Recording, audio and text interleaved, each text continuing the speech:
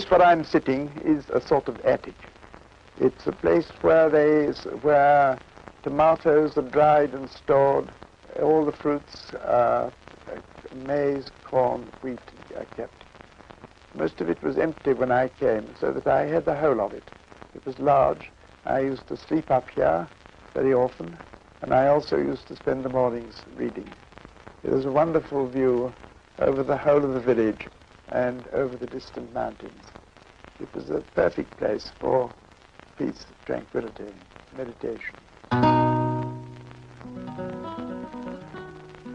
Those who have been to Granada will know that immediately to the south of it there is a high range of mountains, the Sierra Nevada, which has snow on it all the year round.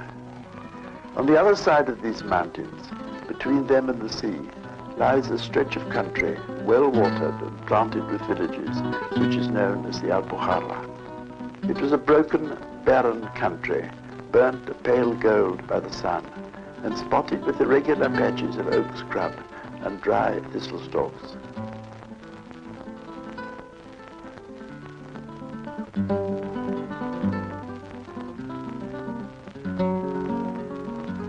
A rough estimate of the present population of the ALpujarra, including the Valle de Cril, gives 150,000 persons, living in some 80 pueblos, 40 hamlets, and a small number of isolated farms and cortijadas.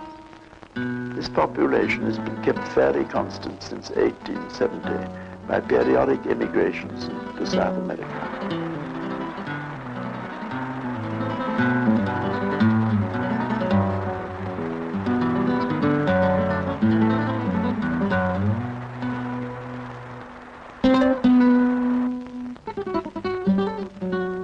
Down by 81 years of living, hardly capable of surprise any longer, slow in his movement, the English anthropologist has come back after 55 years to the village of Yegen, which was his home between 1919 and 1924.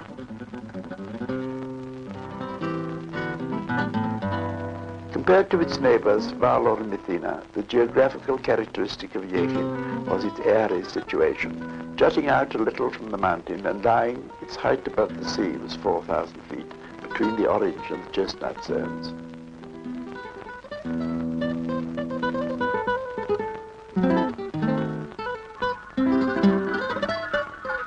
Economically, it was its poverty. Although the land was good and well watered, and although almost every family had their plot or terrace, it lacked the usual nucleus of well-to-do people. The sort, that is, who shaved every Saturday night and on Sundays put on leather shoes and a tie.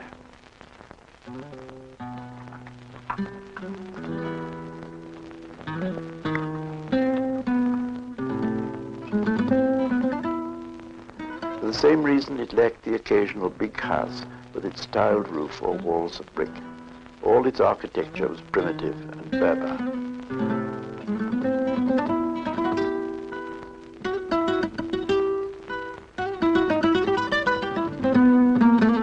As a result of those years spent in Yegen, Gerald Brenan wrote South from Granada, a sociological and anthropological work which will prove both a model and a rewarding study for those engaged in research into the lives and customs of communities. Spain and the Spanish people impressed young Brenan so greatly that he not only decided to stay in Andalusia, but that everything he wrote since, during half a century, is about Spain.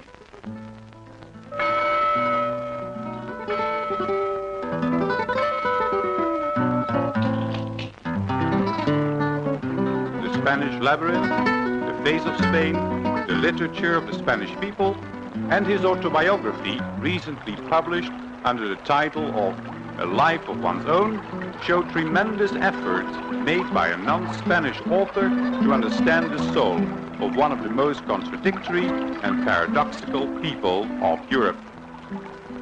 During the last 50 years, Brenan has observed the Spanish people with the curiosity of a child and the severity of a scientist. He has known Spain during all kinds of regimes, under the monarchy of Alfonso XIII, the dictatorship of Primo de Rivera, the chaos of the Republic. He is familiar with the Spain of the Civil War, between 1936 and 1939, and with Spain at peace during the last 35 years under Franco, 4 generations have filed past his eyes. Not only his friends in the village of Yegen have died, but also many of the English intellectuals who used to visit him in his retreat, south of Granada, like Lytton Strachey, David Garrett, Roger Fry, Virginia Woolf, and a Nobel Prize winner, Bertrand Russell.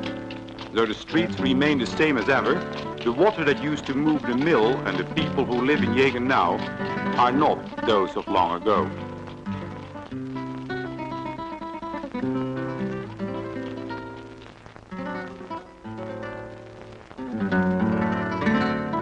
But history repeats itself, doing just what Brenan did 50 years ago. A young Anglo-American woman, Margaret Osborne, who came to know Yegen one day, decided to stay for good with her 2 children. Margaret, who is totally integrated into this small rural community, will soon be married to a simple shepherd who lives up there in the mountains.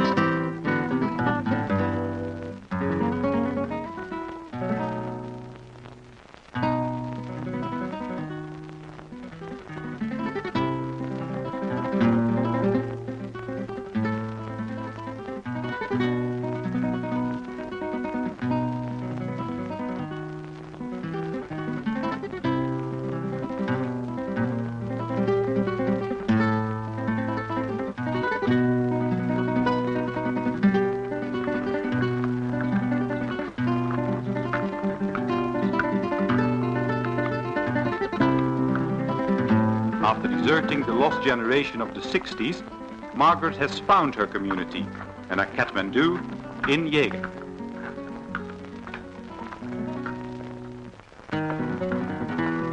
The rich heiress, who has traveled all over the world, as far as Alaska, in search of a paradise of peace and happiness, now works in the fields, together with other women who do the farming, whilst their parents, their children, their brothers and sisters emigrate to Germany, or make money from the tourist boom at the seaside resorts.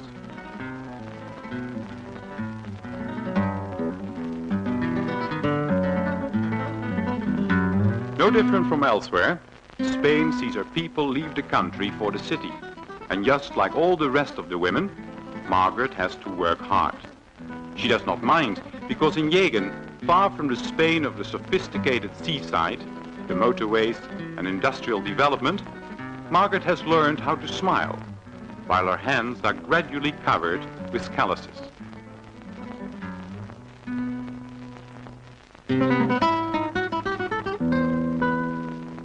In the afternoons, when she sits down in the village square to sew, the girls teach her what she never learned at a university.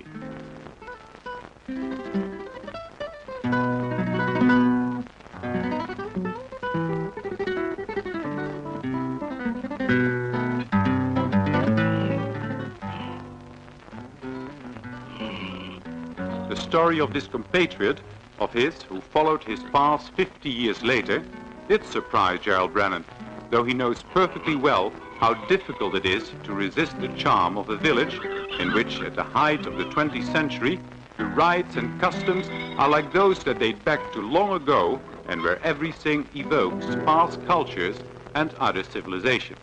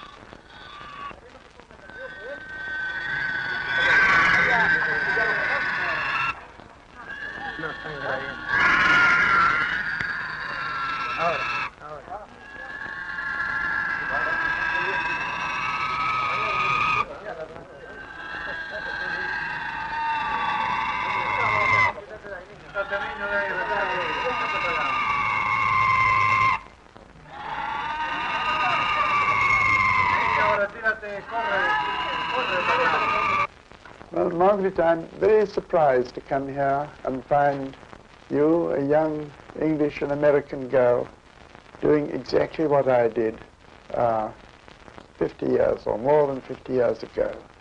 It's very strange to see that in a girl, I think. Can you explain to me why you've come here? Well, I've always been looking for a calm, peaceful place to live.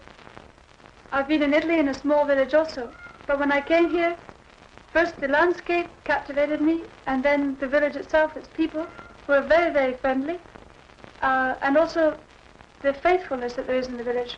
In the Civil War, there were a lot of killings in Spain amongst villagers denouncing other villages.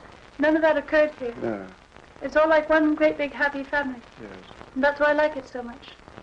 Well, that's lovely, and yet I remember I came here for a few years. I never thought that I could stand it for too long because it is so remote from what's called civilization. But you intend to stay here always, I think you tell me. Yes, I could never leave here. It has too powerful a meaning for me. I think today in the world people want money, they want ambition, and I don't feel that desire. I only want to arrive at a peaceful old age. Well, I think that's a wonderful idea. It's really a religious idea of wanting to have the good life.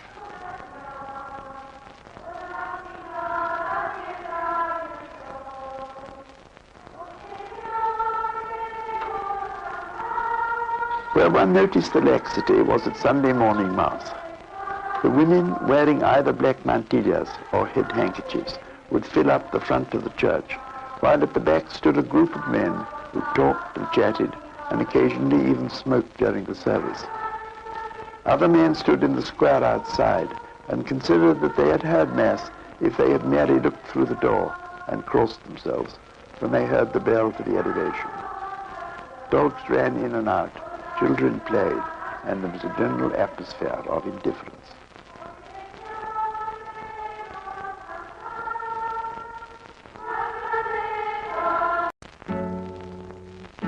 Like most of the villages of the Sierra Nevada, Yegen was composed of two barrios or quarters, built at a short distance from one another. The Barrio de Arriba, or upper quarter, which was the one in which I lived, began just below the road and ended at the church. Here there was a level space, some 2 or 3 acres in extent, a break in the endless slope, which was given over to cultivation.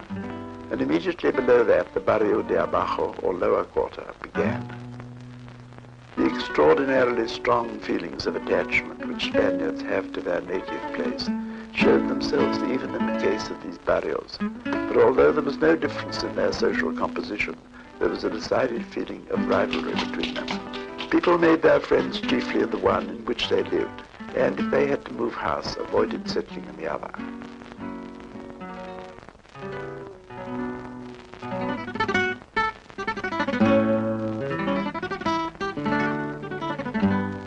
Both in politics and in private quarrels, the two barrios tended to take different sides.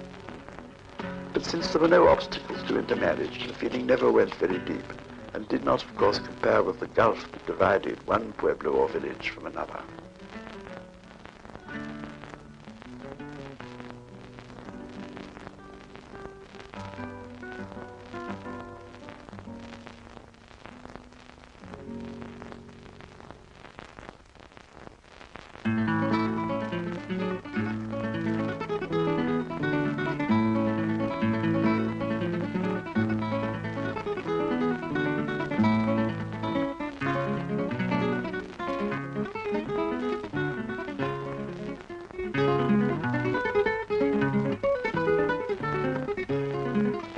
Politics is the primary and fundamental passion of all Spaniards, the frame into which they pour their unconscious aggressive energies.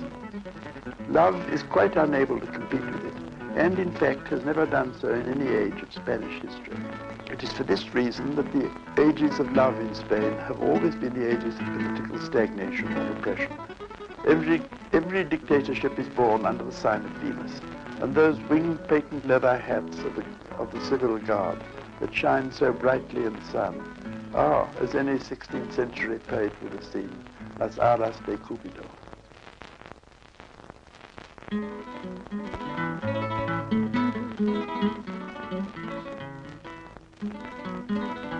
My village had little use for the benefits provided by science. It could have had electric light like both Varlot and Athena, but through its indifference and apathy, it failed to secure the services of the electricity company. It could also have had the telephone, but when the wires were brought along the road, it turned down the offer of a call box. What, it not unreasonably asked, was the point of wasting good money on the thing which no one would use? Well, now they do use telephone and light. The light's quite good too, isn't it? It's Yes, very bright. Yes, they do, and there's about 12 telephones in the village and a lot of televisions, transistor radios that they brought from Germany. The people who go to Germany come back with transistor radios. Well, that's a terrible pity, because in my time, everyone walking off to his work in the morning with his horse or mule used to sing coplas, that is, flamenco songs. And that appears to have completely gone out in Spain in the last 10 years. Yes, people don't sing now. No, they don't sing. The women sing when they're whitewashing. When they're but whitewashing. the men don't sing. No. Hardly ever. No. Well, I think it's a terrible pity, that. I heard you brought the first Victrola to the village. The what? The first Victrola you brought to the village. Yes, I brought one, yes, a little gramophone. But with flamenco records in it. Yes. Put on in the evenings. Well, here now they have the gramophone in the dance hall. In the dance hall, yes. And people, when they dance to modern music, not flamenco. No. Well, it's not always so easy to dance to flamenco. You've got to dance different way, usually. The other dances were very simple. They just went round in circles, hugging one another, and absolutely solemn faces. Yes. And all packed together, very close. Yes. Well, now they dance all the latest dances. All the latest dances.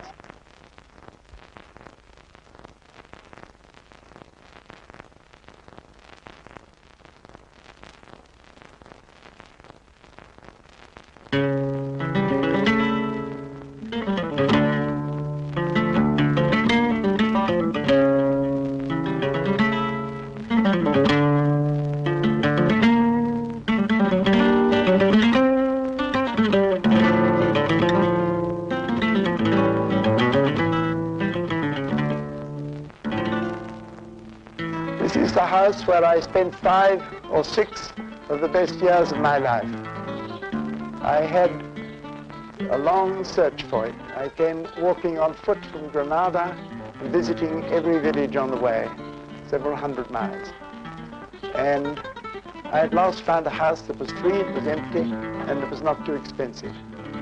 I used to pay, I think it was £6 every year for the whole house and a little bit of garden. And it was a very large house with about 15 rooms in it. But now it's completely changed. It's divided up into 5 different flats because there's no longer any place in these villages for large landowners who have large houses.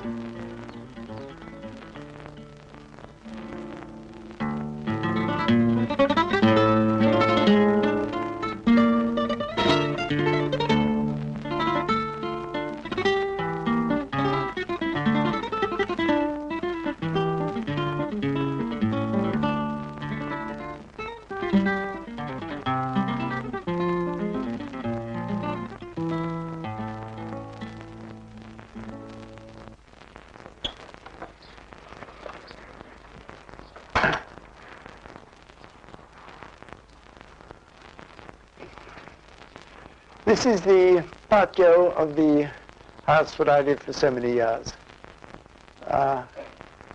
You can see on each side a stone bench. That was a bench on which the beggars or poor people sat when they came to the house. As it was a large house, a good many came, not from the village. They would come straight up to the door, but those many poor people who wandered about the roads going from village to village. And they would sit here, and the person who worked for me would see them, and they would be offered bread and oil, very rarely money. In those days, not only the poor, but a great many other people would like to eat a piece cut from a loaf of bread with a little oil poured into it. I, of course, didn't do that. I like butter. But butter was a great rarity. in Spain. Only the rich ate it. In the last century, the rich families of Malaga were known popularly as the butter people, because they ate butter which came in tins from Holland. I like butter too, but it was not because I was rich, it was because I was English.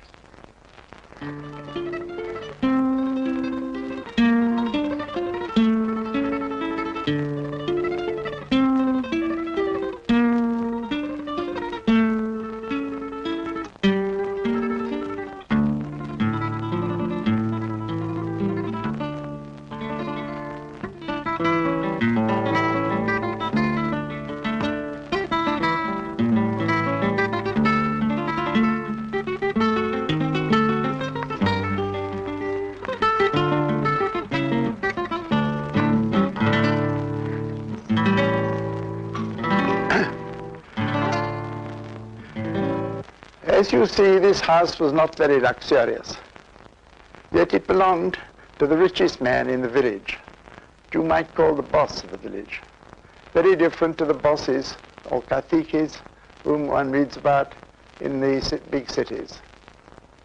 He had only 4 or 5 men who worked on his land, and he paid them 2 pesetas 50 a day. Well, you see, that was very little. When I stayed at a small, cheap hotel on the coast, an inn, you might say, I paid 6 or 7 pesetas for the night and the bed. And that is an enormous amount less than what you pay in a hotel today.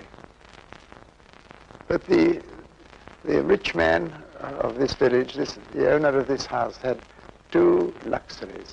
One was he had a water closet. No one else had. They just went down to the stables. And then he had running water.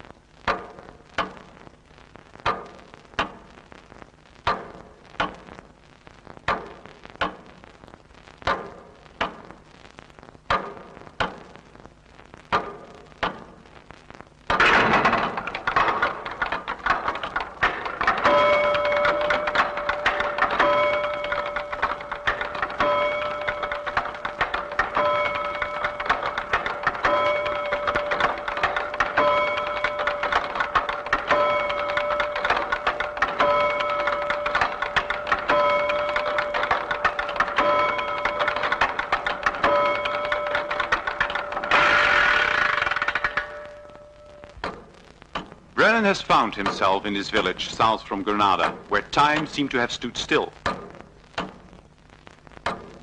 50 years after the discovery of Yegen, and following in his and Margaret Osborne's wake, English and American travelers are beginning to arrive and to ride on horseback around this Shangri-La, hidden away in the mysterious Andalusia, just as if they were on a pilgrimage to a sanctuary.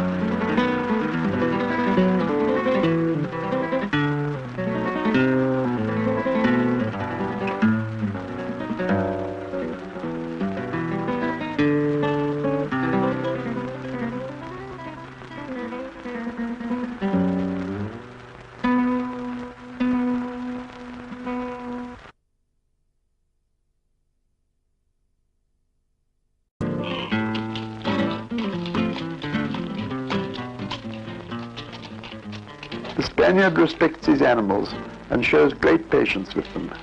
He is not in a hurry to get back to his tea, so he has plenty of time to give to them. The dog is not a noble animal in Spain, but it is in England. The reason for this is that in Spanish villages and working-class streets, it gets so much tormented by little boys that it grows up to be cowardly. Then it forfeits respect. Yet the men, in their undemonstrative way, are often as attached to their dogs as the women are to their cats. They do not make a fuss of them, but they admit them as companions. If one sees so many half-starved dogs and cats in Spain, that is simply because the poor do not have enough food to give them. Real love of animals is a feeling that can only develop when a certain standard of living has been attained.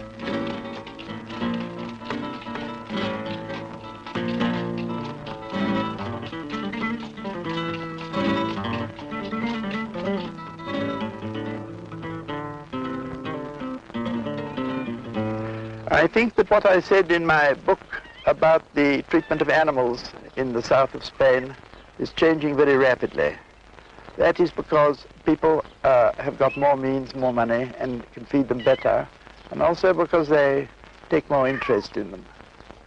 Certainly that's true in this village, which is full of dogs and cats, which are very well looked after and fed. Of course, the village people, like Spaniards everywhere, like to go out and shoot tiny little birds. They like them to eat.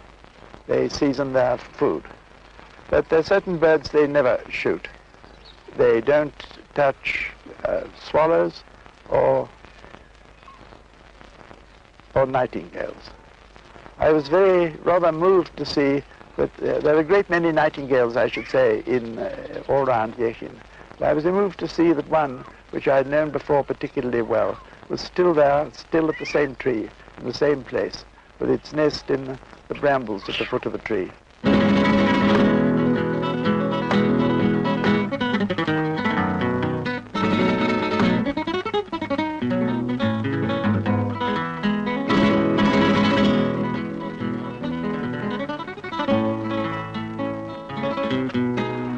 Below the upper mill, and issuing from it, ran the stream in which the women washed clothes. Laundering was the great occupation of the female half of the population, and many married women practiced it on every fine day of the year. They enjoyed the vigorous exercise, the splash of the water, the open air, and above all the gossip, which made the lavadero in a special way act up. Any man who ventured to linger by it would be subjected to the fire of their critical remarks and driven off.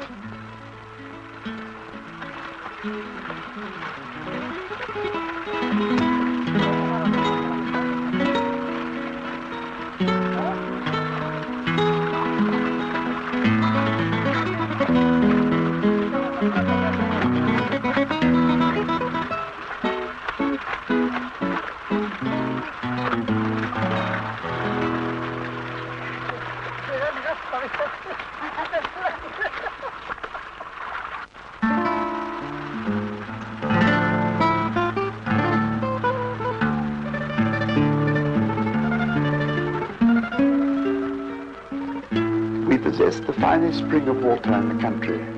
It was also the best to taste. Spaniards, as has been often remarked, prize water not only for its abundance, but for its flavor. Their palate, which is so often so crude in its appreciation of wine, is of an exquisite sensibility when it is confronted with a natural liquid. The taste of ours, coming straight as it did from deep underground fissures and caverns in the strato-crystalline rocks where it had lain maturing after trickling down from the snow, was particularly satisfying.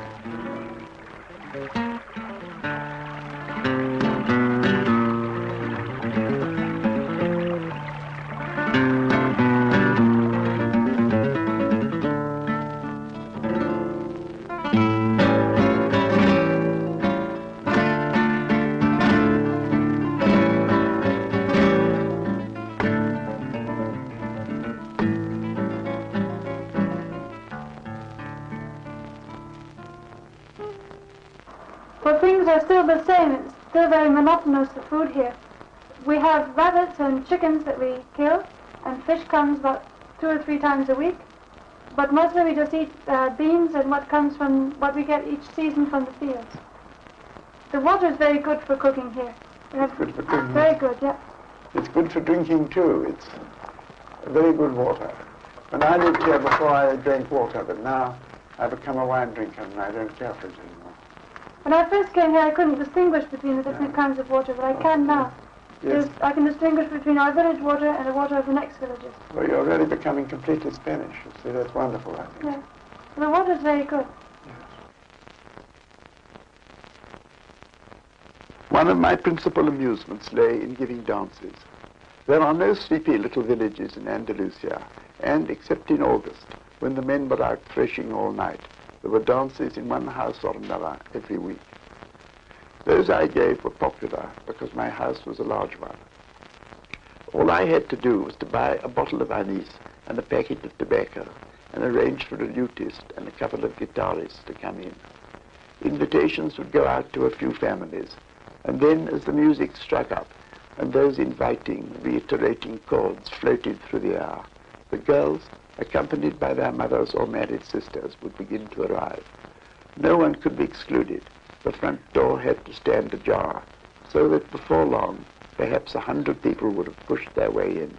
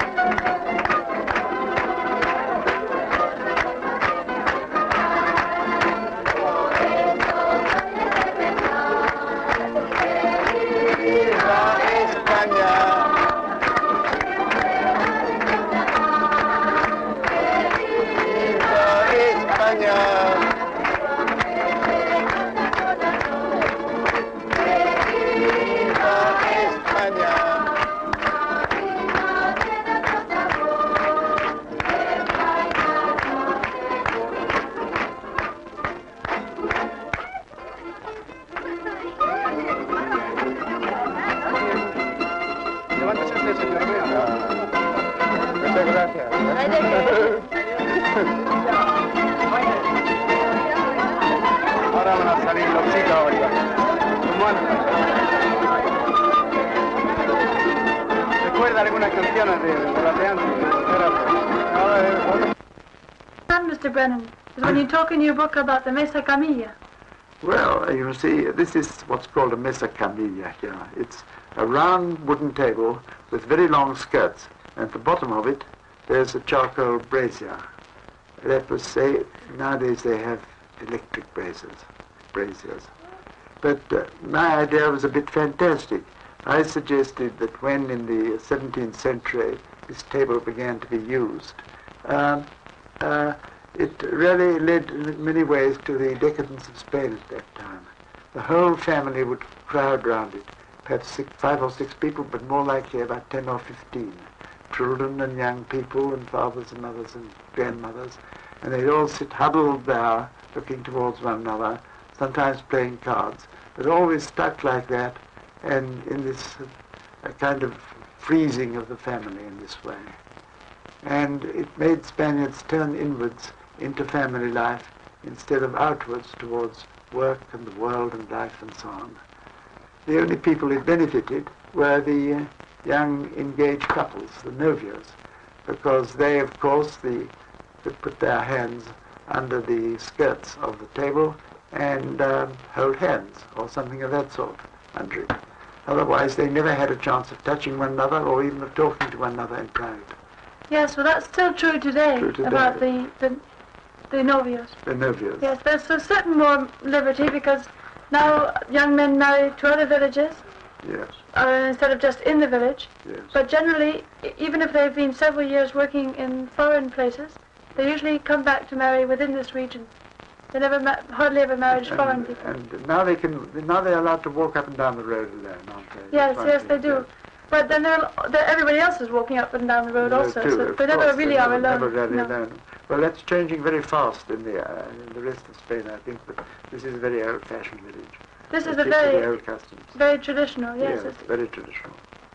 And then when a novio can only go and see, if it's in a village, inside the village his novia, he goes and sees her every night. But if she comes from another village, he goes and sees her on Thursday and Sunday nights only. Yes. It always has to be Thursday and Sunday night. Yes. Yes, it's a curious rigidity. Yes. Very different to England and the United States. Yes, very.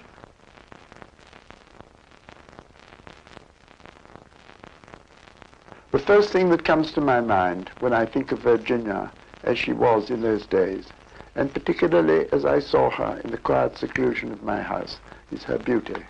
I recall her face in the firelight, then the gaily bantering tone in which she spoke, and Leonard's easy, companionable one. An English lady, country-bred and thin, her wide-open eyes scanning the distance, who has completely forgotten herself in her delight at the beauty of the landscape, and at the novelty of finding herself in such a remote and Arcadian spot. She seemed, though quiet, as excited as a schoolgirl on a holiday. I remember this place particularly well because 50 years ago I came here with Virginia Woolf and her husband Leonard. She was enchanted with all the country around here. We used to go for walks morning and evening over the hills with their huge olive trees and this frame of enormous mountains behind them at a great distance. Then I remember in this place, here there are very tall poplars, and the whole place is green and fresh, and there are cherry trees. We picked some cherries, and she put them in her hat. She was as gay as a schoolgirl when she was out of doors in the country. Then in the evenings we sat and we talked, or rather she talked, and by the fire, because it's chilly in the evenings. And she was in a kind of dream about the whole place. 6 months or a year later, when I saw her in London, she said this had made an enormous impression on me. It was a kind of Arcadia, far from the civilization, and yet a place that was completely happy and completely peaceful. She often remembered it.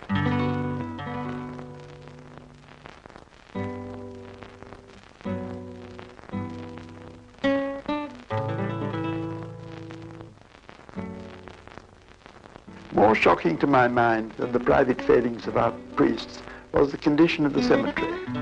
When the wall round it fell down, no money could be found for repairing it, and for years the dogs used to climb in, dig up the recently interred bodies. The soil was too shallow to allow of deep burial, and eat them. Cemeteries are usually well looked after in Spain, and this oriental disregard is something that I had never heard of anywhere else.